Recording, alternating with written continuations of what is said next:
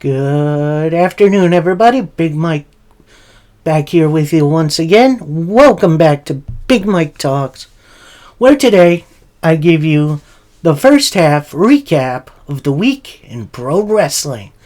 That's right, we're back, baby. And we're going to cover, of course, Monday Night Raw, Tuesday Night Power, and Wednesday Night AEW Dynamite. So, grab yourself a snack, maybe something to drink, and let's do this. So, of course, we start off with Monday Night Raw, and we start off with a promo from the new World Heavyweight Champion, Seth Rollins. He goes on how getting this title means the world to him. There's been some highs and lows in his career, but he's ready to focus on the future, and whoever wants to step up, we're going to see the same result. Still World Heavyweight Champion, and then the world continues to sing my song, and then the crowd starts singing whoa, and it's beautiful, man. Then out comes the other number one finalist for the world title, AJ Styles, who, brand split lol, pretty much goes up to Seth, pretty much says, hey, I know I'm a SmackDown guy, but I couldn't risk coming out giving you a congratulations. Then we get a big old "you deserve it" chant from the crowd. Styles says, no, he didn't deserve it. He earned it. Big old swerve on the crowd. They extend, they shake hands. Out comes the Judgment Day, because of course Judgment Day runs Raw. Finn Balor pretty much asks, is anyone else feeling sick by this display? We're Judgment Day, we run Raw. And we could pretty much take every championship we want. So, a challenge is made for later on the night. Any combination of the members of Judgment Day take on Seth Rollins and AJ Styles. We then see our first of two Money in the Bank ladder match qualifying matches as Ricochet takes on The Miz. And I will say, as an opening match, this was really, really good. Both sides worked really well together. Miz pulling out some new stuff, including a springboard moonsault, which, who saw that one coming? And after a super kick, a beautiful shooting star press, your winner and our first qualifier for men's Money in the Bank, Ricochet. He should be a nice little piece to add in for Money in the Bank. We then get a Trish Stratus promo. We get a "thank you, Trish" chant from the crowd. She responds, that chant from you means nothing to me.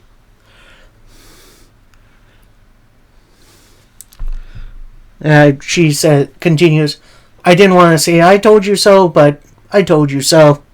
I beat Becky within the inch of her life. Shouldn't be surprised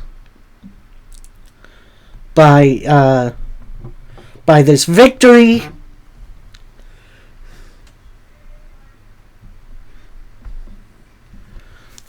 Then she brings up Zoe Stark, how she didn't ask to help, she just wanted to help.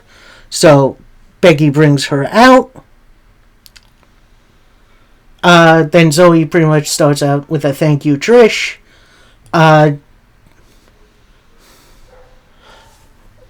She pretty much says, I had potentially two paths to go on for my career. Either stay on the straight and narrow and grind forever until I get my shot, or I could hook up with Trish Stratus and get myself right to the top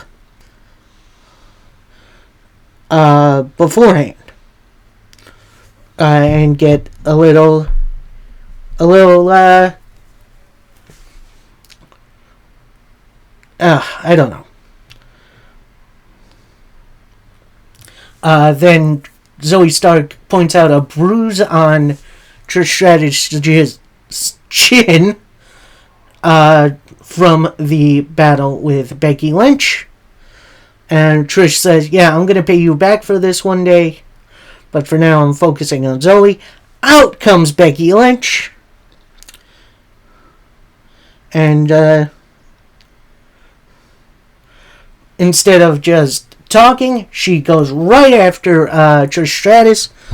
Zoe Stark breaks it up. A Z360 right on the button. And as Becky Lynch is in a daze, they put a Thank You Trish t-shirt on top of Becky Lynch's chest. So, more than likely, Becky Lynch is going to get some help again. And we're going to see maybe Lita come back. We'll see what happens. But I am definitely excited by this Zoe Stark Trish Stratus team. Pushing the new next generation. It's something that I've had an issue with WWE in recent years. And yeah, it's something good to see. We then get Indus Sher squashing a couple of jobbers. Nothing of note there. We then get a promo from Kevin Owens and Sami Zayn, pretty much proclaiming, yeah, we did it. We finally beat the Bloodline. We're ready to put them in our rear view mirror. And we're ready for some new challenges. Out comes Imperium, in which, I'm going to say this, Kevin Owens had the greatest, at most to the point, breakdown I've ever seen of him. He pretty much says, no, we didn't mention you. You don't just get to come out. There's a code to this. Then Sami Zayn says, yeah. Kevin, calm down. We're going to get to the bottom of this. But he does have a point. You don't just get to come out whenever you like. What do you need?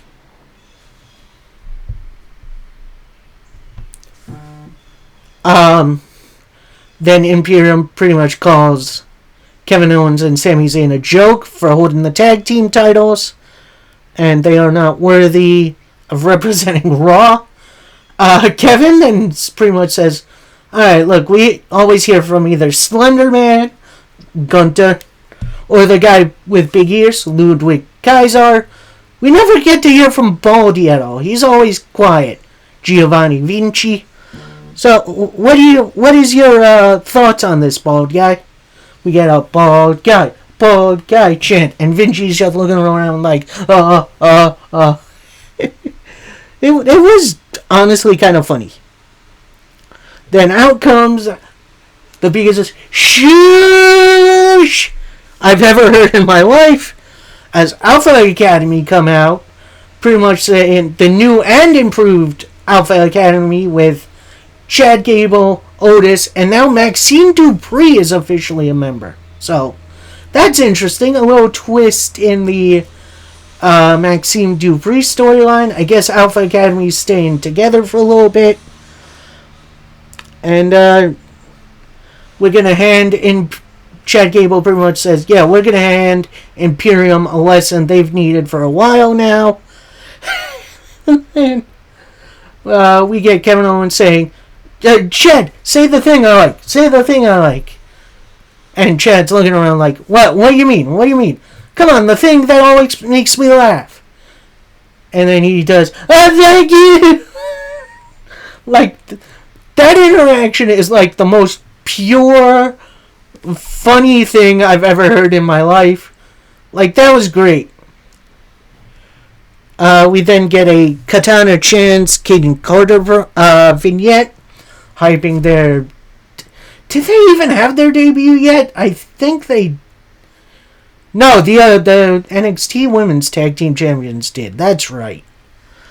So they're coming soon. Hopefully they come sooner rather than later. The women's tag division needs a little bit more. We then get Alpha Academy versus Imperium in what was a fun little TV match. Like, I wouldn't say it's anything to write home about, but overall, it was a really entertaining bout, which was ultimately helped by Kevin Owens and Sami Zayn on commentary. And they're just on there shooting the shit. Like, it's hilarious. One point, Otis hits the Caterpillar, which I've missed seeing the Caterpillar. Like, serious Otis, like, doesn't really do it for me. Like, babyface Otis doing the Caterpillar, doing all his mannerisms, it's great. Will he be world champion with that? Probably not, but he's a fun character. Then after an Imperium bomb, your winners, Imperium.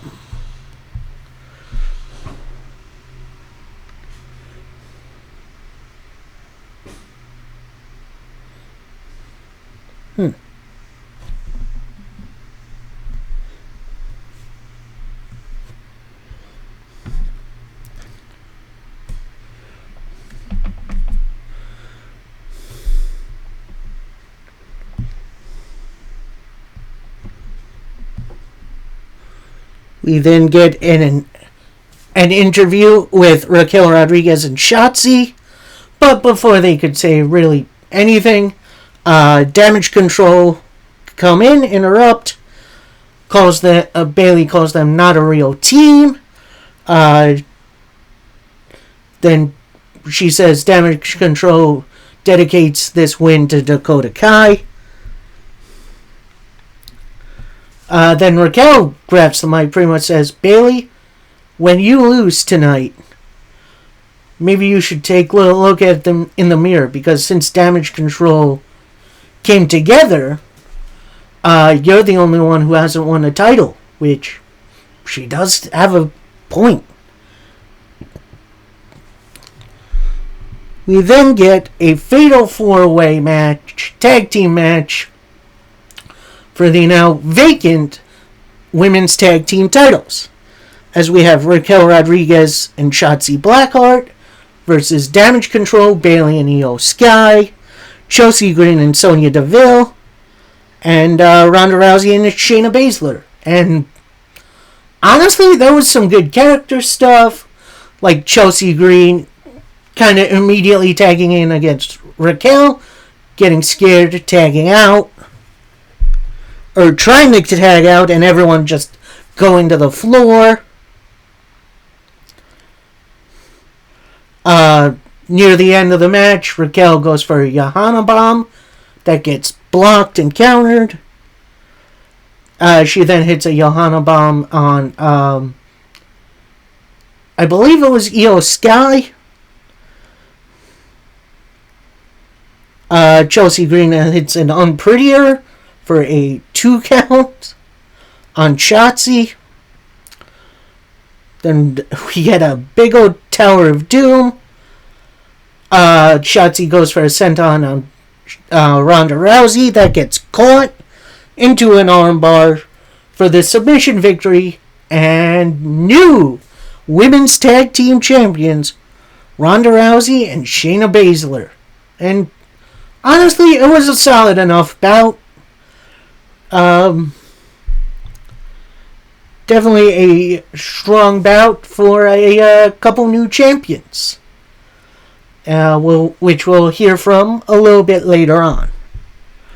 Next up, we have Dolph Ziggler versus JD McDonough, and McDonough just goes wild on Dolph Ziggler. Like, this match barely got started. No, it did start, but then JD tossed Dolph Ziggler to the outside. He beat Ziggler up a bit. And then it ends in a double countout, which I'm a little disappointed in. Like, why are we protecting Dolph Ziggler? Like, don't get me wrong. I like Dolph Ziggler. I don't think he's competing for the world title anytime soon. So, let's give JD McDonough decent-sized victory, and we could move on to something else. Like maybe, I don't know, Finn Balor trying to recruit him for Judgment Day.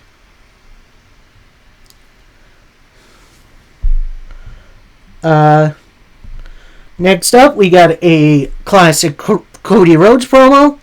And honestly, he's always been good at promos. Let's be honest with ourselves. Even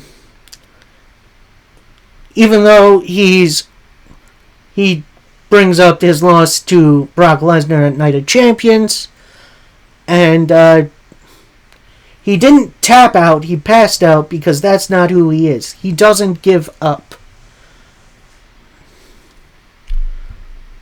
It does hurt being locked into a Kimura, but then he turns to the camera and says, "Hey Brock, are you satisfied with that win? Are you satisfied that you beat me like that? Because I don't think you should be. Instead, I'm going to release my schedule, and then wherever I am, you can show up and we can have a rematch." And, you were beast enough to break my arm, but you weren't man enough to make me tap out, which, ooh, that was a good stinger. Like, Cody Rhodes, in his time,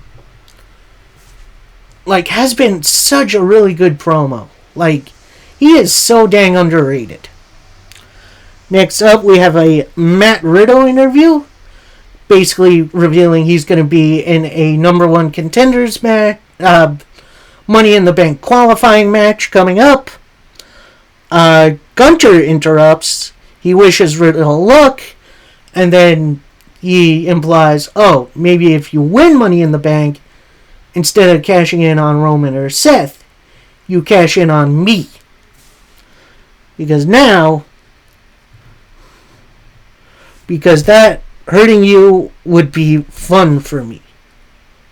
Which, oof. Honestly, I am now pretty excited to see Riddle versus Gunther, because that match is going to slap.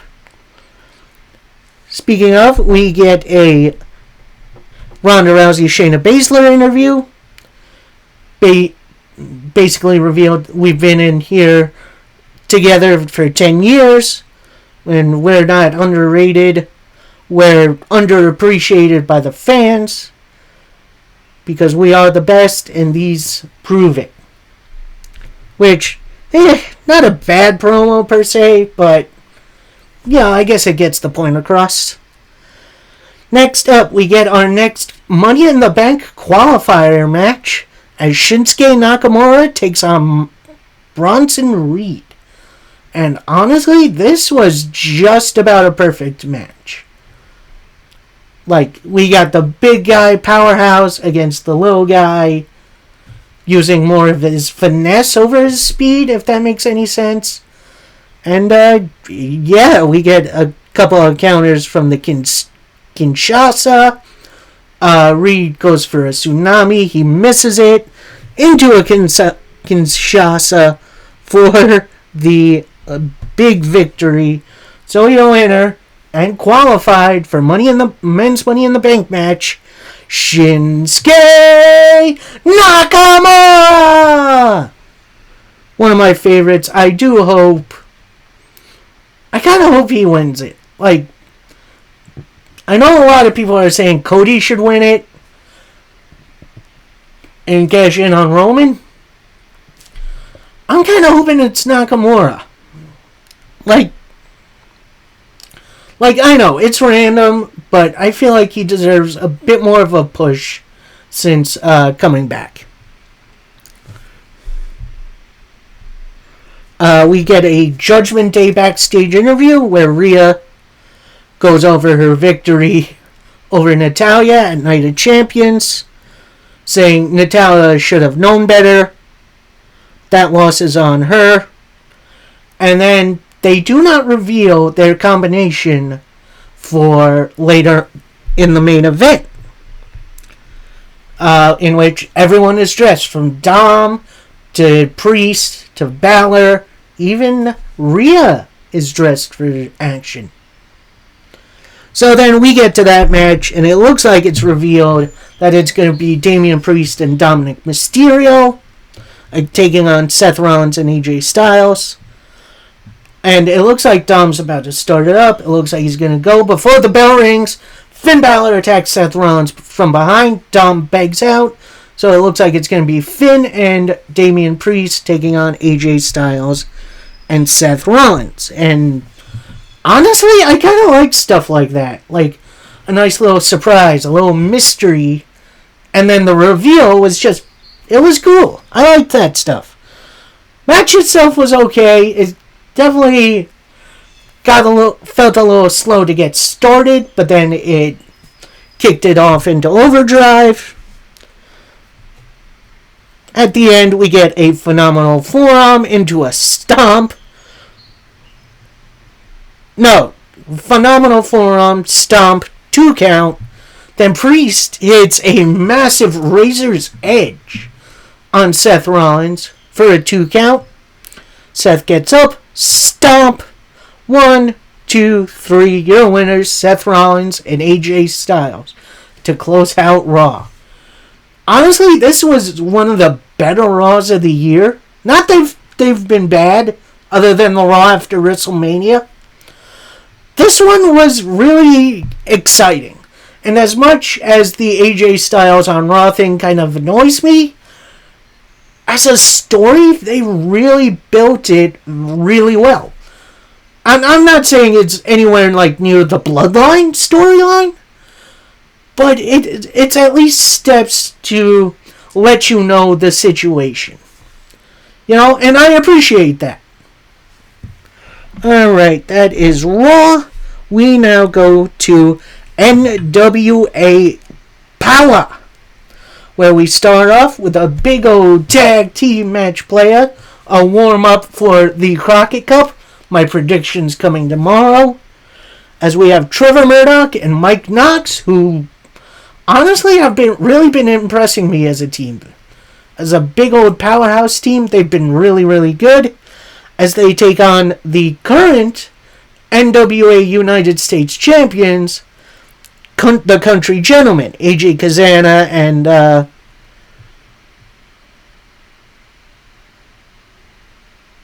I don't have the... Anyway, match starts out pretty much big old hoss fight between the 4 of them. It's looking good. Then, out of nowhere, we have the Savages come in. They beat down pretty much everybody. Then the Fixers come in and they join in. So, match is pretty much a no contest.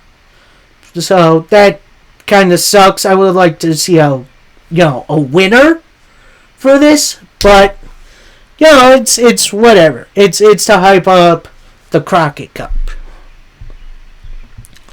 Speaking of, we have our last qualifier for the Crockett Cup as Ryan Matthews and Mario Paradora take on the Now, who are making their NWA return. This was a nice little back and forth between both teams. You know, the veteran Now pretty much, not exactly dominating. They took advantage of spots, and then after a welcome to the Now, your winners, and qualifying for the Crockett Cup, the Now. I will say, not really a match really to write home about, but it was a nice showcase for a couple of Chicago kids. So I'll say that. We then get a Max the Impaler Judas James Mitchell interview in which they say, how we feel about our chances against the field in the Crockett Cup. No, you got it backwards. What other chances do other teams have against us? And then James Mitchell goes on a bit of a rant about what chance does a deer have against a Mack truck? What chance does Bambi have against Godzilla? Then he ends with a nice little analogy Our future is so bright, I have to wear radiation glasses. That is a nice little analogy to put on this nice little promo Sunday. James Mitchell is an underrated manager. I'm just going to say this. He has managed some really insane talents, from Tajirian Whipwreck to the Monster Abyss, Judas Messias. You remember him? He was crazy. And now, Judas and Max the Impaler. So, yeah, we'll see how far this team goes. Next up, we have a women's match. We have Kylie Paige taking on Samantha Starr. And while there was some decent back and forth, this was pretty much a Samantha Starr showcase. And after a Starstruck, your winner, Samantha Starr. We then get a Natalia Markova interview, where she reveals, I feel awesome. I'm ready to go against Camille for the world title. I got the shot I wanted, and I will not back down. Which, nice little short and sweet promo to hype their match for the Crockett Cup. Oh, actually, I was wrong about earlier. So, in our main event match here, this is actually our last qualifier for the Crockett Cup. As Magic Jake and Mercurio, who is a very interesting team, take on Joe Alonzo and Jamie Stanley.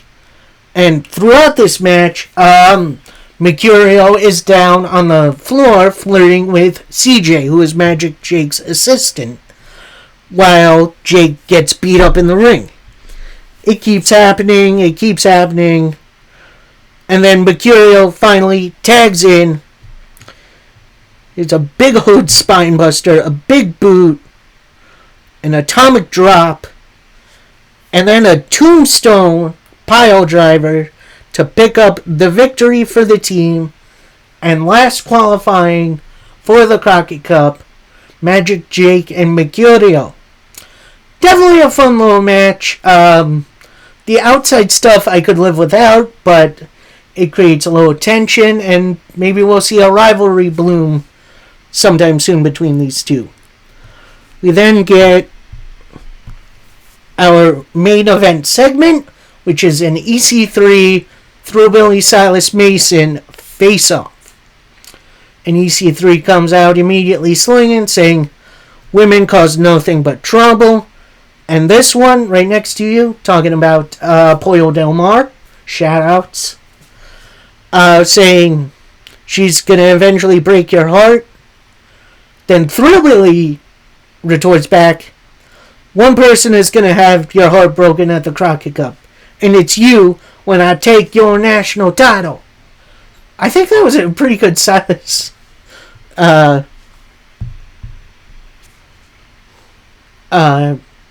impersonation. And then Thrillbilly says, oh, say hi to your auntie for me. Which, if you don't know, when EC3 was in Impact, he was Ethan Carter III, a.k.a. the nephew to Dixie Carter, who at the time was the owner. Shout out to Auntie. Then EC3 retorts, basically, I want to have a negotiation with you today. You really think you can beat me? Thrillbilly then retorts, I took on 19 other guys and I won. I'm not some greenhorn. I'm ready to take that next step. Then EC3 makes his offer. You can take what is mine, but I see it. I see what's special about you. You're touched in this business. You have the potential to be the next big star in the NWA if you only let me mentor you. Which, every dog needs a pack, and right now, I need that pack. So we can go in, enter the Crockett Cup, win it all, And then once I win the World Heavyweight title, I'll gift you this national title. Then Thrillbilly said, yeah, we go way back. We were on the Team War teams together. It's been a long time. You say, you're right, I am special. I have that dog in me. But I ain't joining you. Immediately into the Thrill Ride, which I think is becoming my new favorite finisher. Like, it works for me. It's basic, but it looks like it really hurts. Anyway, that's it for NWA Power. It was a pretty interesting go-home episode, I would say that much. So, hopefully the Crockett Cup lives up to the billing. And fine Alamo, we get AEW Dynamite, which starts off with a 6-man tag team match player as the Blackpool Combat Club, being represented by Jon Moxley, Claudio Castagnoli, and Wheeler Yuta, take on the Lucha Brothers and Bandito. And now the story of this match is that Wheeler Yuta was the one who lost to this team, to the Lucha Brothers, but then he redeemed himself and was the one who pinned Kenny Omega on Sunday, which, that's insane.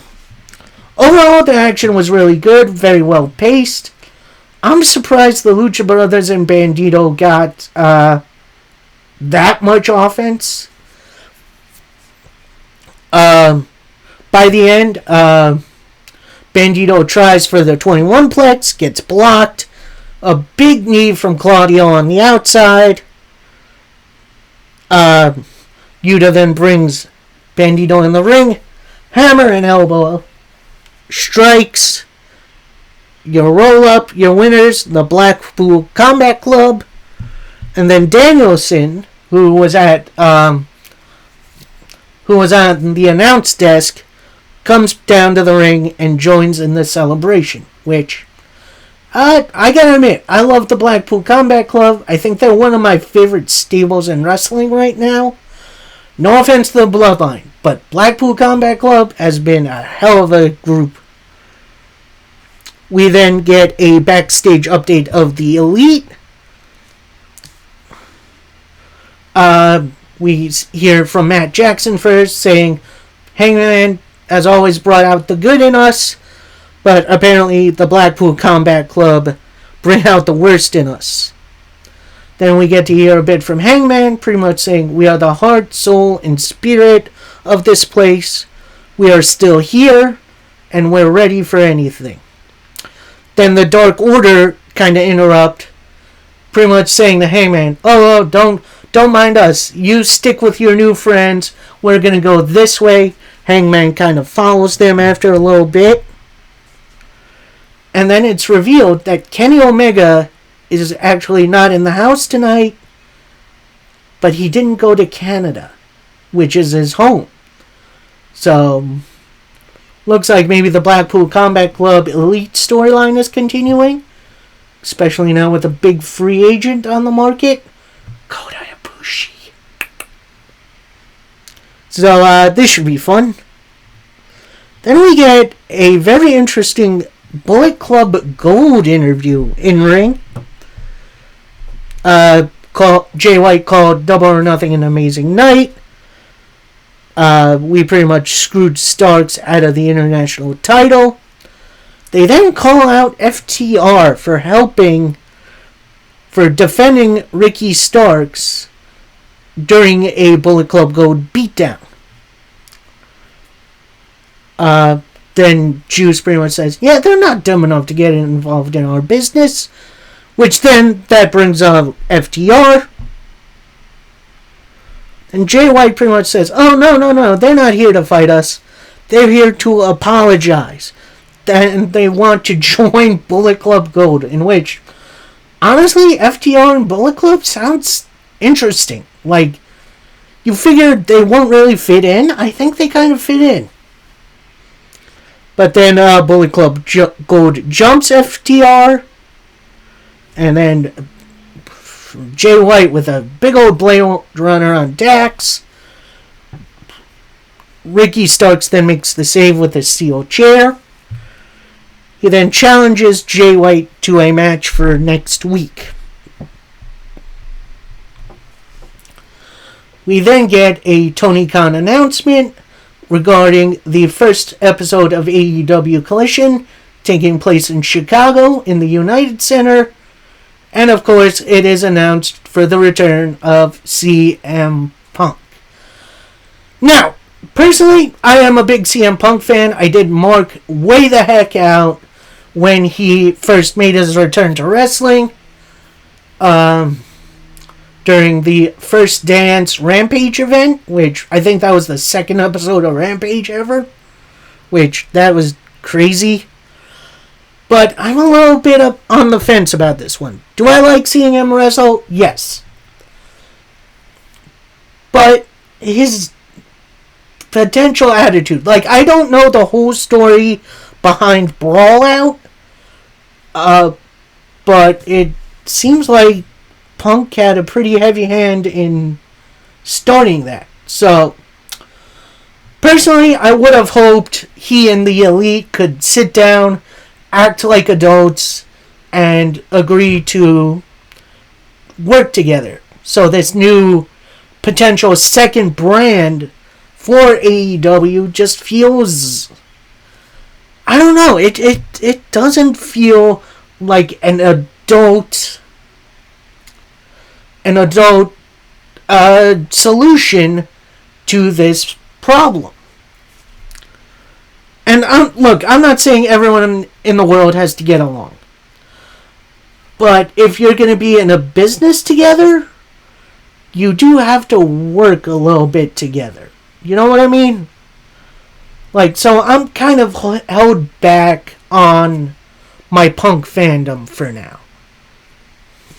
So, after that little soapbox moment, we get an interesting little triple threat match as Swerve Strickland and Trent Beretta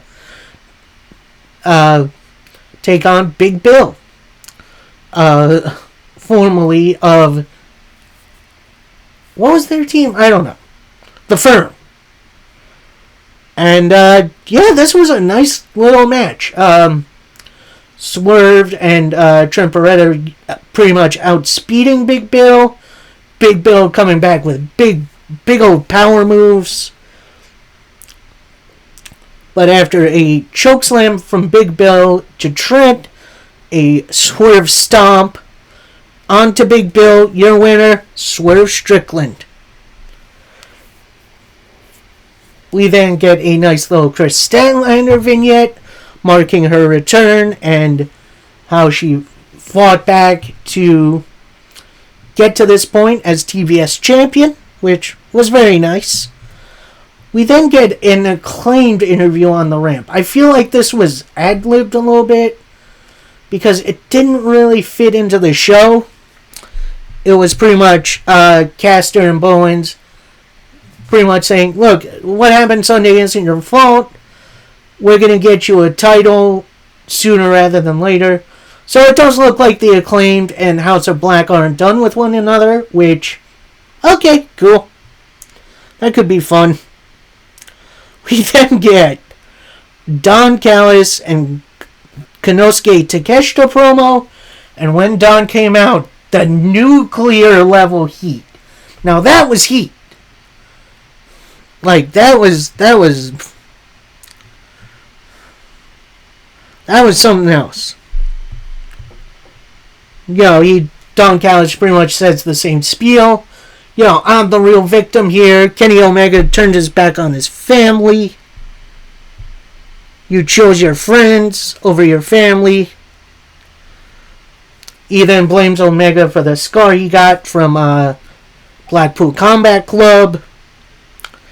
Then he hypes up Takeshita, calling him better than Inoki, Muda, Okada, and finally Omega, which I like Takeshita. Is he on that level yet? Probably not, but we'll see what happens. He says, we will take down the Elite and Omega. We will build a new family and cut the Elite out of AEW, so it looks like Don Callis is going to have his own group with Takeshita and maybe some other guys. Maybe like a Lee Moriarty, maybe a Big Bill. Some other guys who could really use some spotlight on AEW TV. We got a nice little... After that, we get a nice little Wardlow vignette. Pretty much calling out Luchasaurus for a TNT title match in the future, which... Honestly, after that ladder match, I think a giant versus giant match is, what we need right now. Next up, we have the Gates of Agony, who are 2/3 of the Ring of Honor Trios champions, take on Darby Allin and the international champion, Orange Cassidy. And honestly, early on, it looked like Gates of Agony were just going to destroy the other two. They fight back a bit.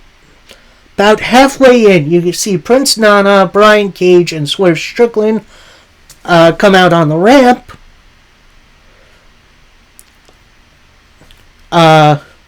Cassidy then hits a big old orange punch. Darby Allin with the cutter, a code red, and a coffin drop. Your winners, Orange Cassidy and Darby Allin. Then you'll see Swerve, Brian Cage, and Nana coming up to the ring. And then Sting makes the save, in which it's been a little while since we've seen Sting. I'm glad he's back on our TV. At one point, I thought he was going to take out Darby Allin. For whatever reason. We get a nice little MJF post Double or Nothing vignette.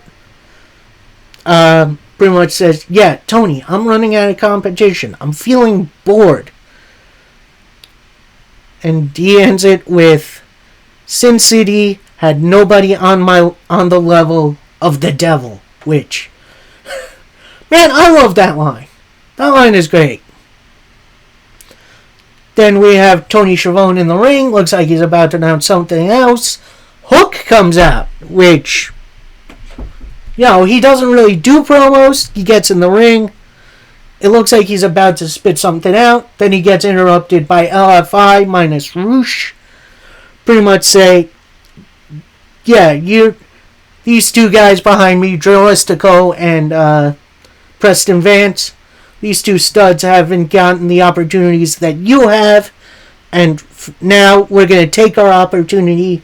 That's when Drilistico and Preston Vance attack Hook. Jungle Boy making the save, and after that, Hook hits a big old suplex on Jose the Assistant. We get a Toni Storm interview as she's surrounded by Saraya and Ruby Soho.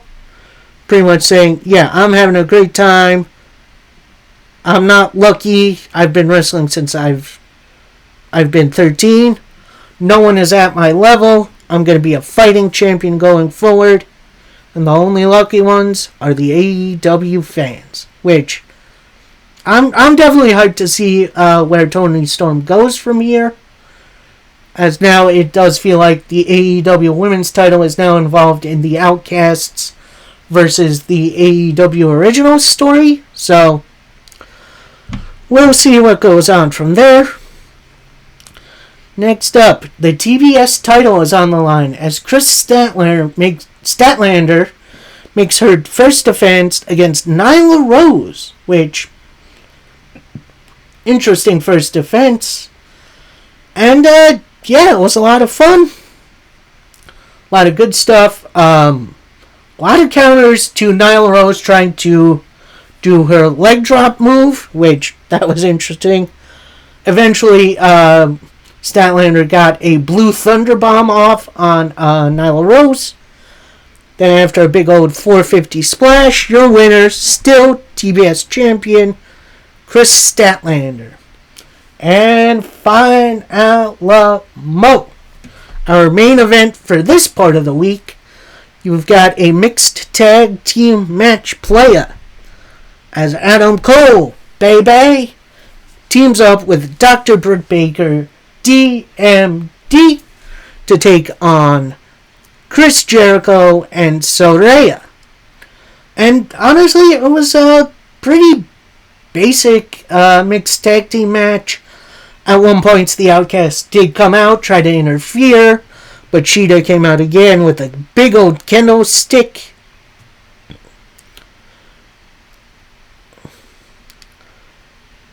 At one point, Britt Baker has Jericho in the lockjaw, but Saraya breaks that up. Jericho eventually gets his baseball bat that he comes to the ring with every week. Cole with a big old super kick. Cole hits the boom, and your winners, Adam Cole and Dr. Britt Baker, DMD. Like I said, not a horrible main event, but it could have been a little bit better. But overall, it was a fun week in pro wrestling. Nice little follow-up from Double or Nothing. And yeah, I hope you guys enjoyed. Please like, comment, subscribe. Stay tuned for my predictions for NWA Crockett Cup, which is actually a doubleheader. It takes place this Saturday and Sunday. So tomorrow I will have my predictions for that show. And then Saturday, during the day, I'll get back to my reviews for Impact Wrestling, MLW Fusion, Ring of Honor, SmackDown, Rampage, and that's it for now. No NWA USA. And yeah, that'll be it for me.